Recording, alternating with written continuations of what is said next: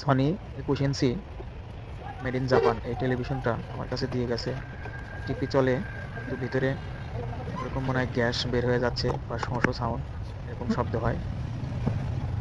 এই দেখেন টিভিটা চালু হয়েছে, কিন্তু শোঁ শোঁ শব্দের কারণে টিভিটা খুলে যে কারণে শোঁ শোঁ শব্দ হয়, আমরা এখন সেই জিনিসটা পরিবর্তন করে দেব বা ঠিক করে দেব।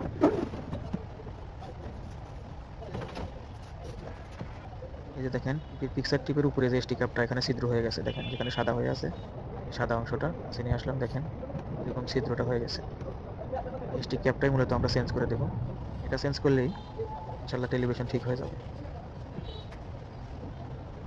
এই স্টিক ক্যাপের ভিতরে স্টক থাকে, কারেন্ট স্টক থাকে। এই কারেন্ট অনেক শক্ত, যার কারণে বডির থেকে তার দিয়ে শর্ট করে নেওয়া ভালো, যাতে শর্ট না হয়। অনেক ময়লা ছিল, কালি পড়েছিল, তাই পরিষ্কার করে নিলাম। ক্যাপটা থেকে পিনটা খুলে নেব। পিনটা খুলে নিলাম, মাথাটা কেটে ক্যাপটা বের করে নেব। একটা নতুন ক্যাপ লাগাই দিব, পরিষ্কার করে নিয়ে নতুন ক্যাপ লাগাই দেব।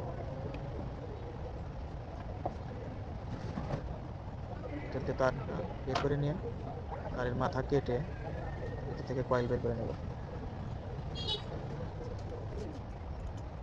কয়েলটা বের করে নিয়ে একটা ব্লেড জাতীয় কিছু দিয়ে সুন্দর করে তারের মাথাটা চেঁচে পরিষ্কার করে নেব, যাতে ঝালাই দিতে সহজ হয়, ঝালাইটা ভালোভাবে ধরে।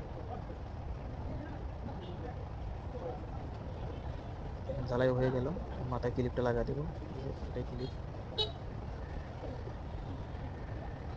ক্লিপের মাথায় ঝালাই করে দেবো।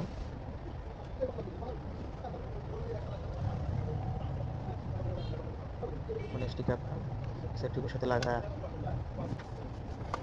এর কাজ কিন্তু শেষ। এখন টিভিটা লাইন দিয়ে দেখি যে দেখেন আসলে আর শো শো করে কিনা।